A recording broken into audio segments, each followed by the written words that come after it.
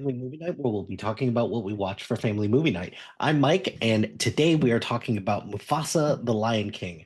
This is the 2024 prequel, sequel-ish of The Lion King, the live-action one from 2019. It's only been 6 years. The premise of this is Mufasa, a cub lost and alone, meets a sympathetic lion named Taka, the heir to a royal bloodline. The chance meeting sets in motion an expansive journey of a group of misfits searching for their destiny. So we've got some familiar voices from the original Lion King movie, and then, well, no, not from the original movie, from the 2019 live action one.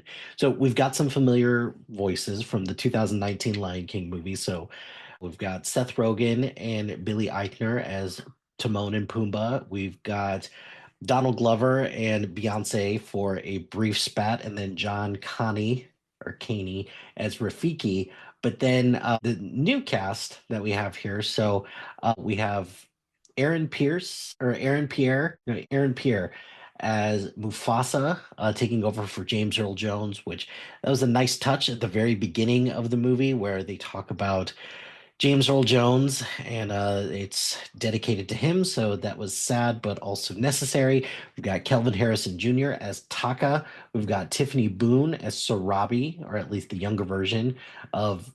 These are all the younger versions of the characters. We've got Kegaso Ladiga as young Rafiki, Blue Ivy Carter, who is Kiara, who is Nala and Simba's first daughter, and then Mads Mikkelsen as Kyros, who's the main villain of the movie. So, this movie, to me, this is a sequel nobody asked for. However, there are some things that I will give this movie credit for. The first and foremost is that it's beautiful. It still looks beautiful. The animation's great, and what they do with the African landscape is really gorgeous as well. The other thing, too, is that I will give them a little bit of credit because I think they heard the note from everybody that said, "Hey, these animated lions, it's obvious they're CGI, but also they don't emote anything, so it kind of looks and feels a little bit weird."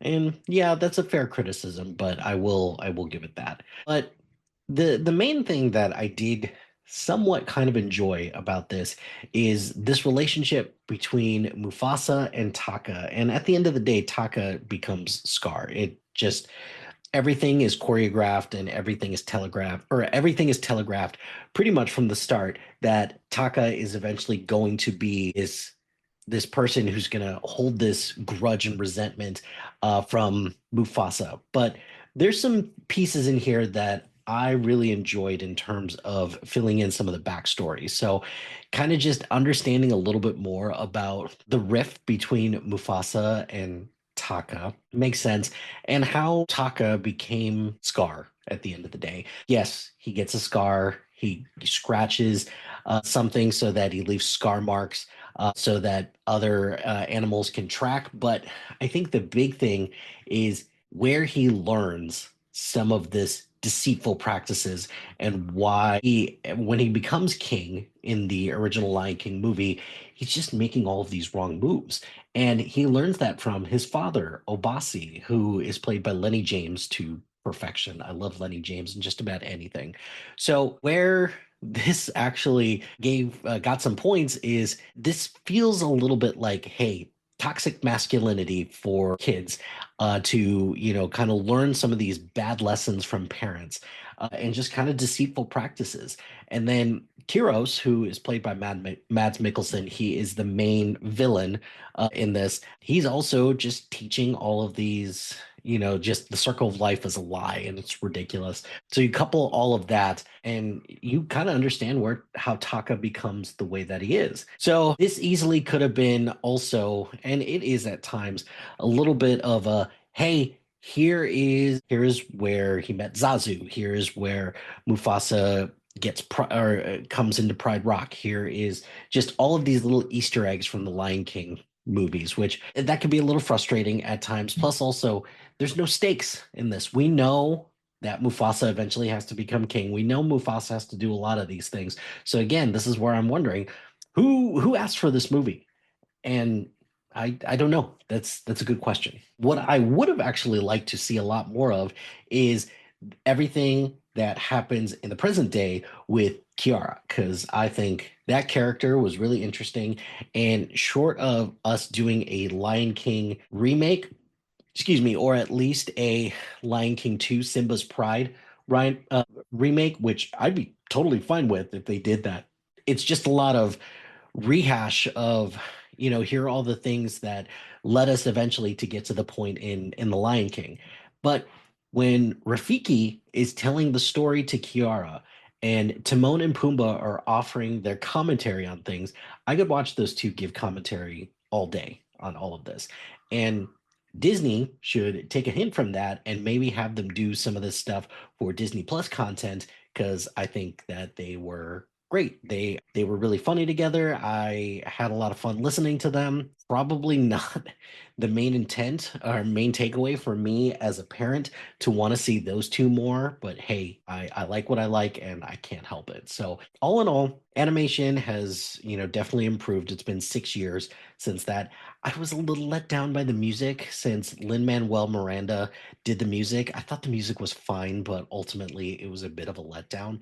And overall, this is a story that I'm just wondering who's asking for this, who's clamoring for this.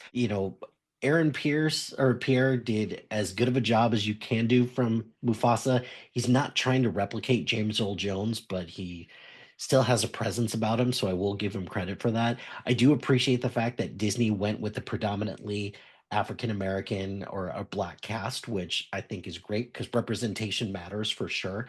I'm just wondering where do we go next with all of this? Are we going to do a Lion Guard live action remake? Are we going to do a Lion King 1.5 remake? Because I am all here for that, but I I wasn't asking for this. I don't know a whole lot of people who are asking for this, and I'm glad I waited until this was on Disney Plus because I don't think that this was worth the cost of admission. So overall, this was the thumbs middle for me. The girls were entertained because they got to see all of the animals, so I give it points for that. And I give it points also for this end sequence where they say, like, hey, we're stronger when we do this together. So I guess I'll give it points for that too. But overall, this movie was perfectly fine. It was better than I expected, but I still didn't have very high expectations for it to begin with. So but that's going to do it for this episode of Family Movie Night. Be sure to like, rate, and subscribe to anything and everything SPDM Crew, wherever you get your podcast. Join us on social media on Facebook, Instagram, X, Threads, YouTube, LinkedIn, and Blue Sky at SPDM Crew. Check out our website at SPDM Crew. Follow our list labeled Family Movie Night on our letterboxd at MLHilty2452. Shout out to High Flyer Creative Studios for making our awesome logo. Greatly appreciate their support. And if you have any marketing, logo, or brand standard needs, contact them at highflyercreative.com. Check out the other shows on our network. We've got a ton of other ones ranging from movies, TV, physical media collections, comic books. We've got one launching soon on just making top 10 lists of things. We've got ones on trivia, on literature, different things like that. So check out the other shows on our network. Greatly appreciate the support. And finally, if you've got a podcast idea or you're interested in being part of the SPDM crew as a guest or collaborating, email us at gmail.com. Until next time, happy watching, friends.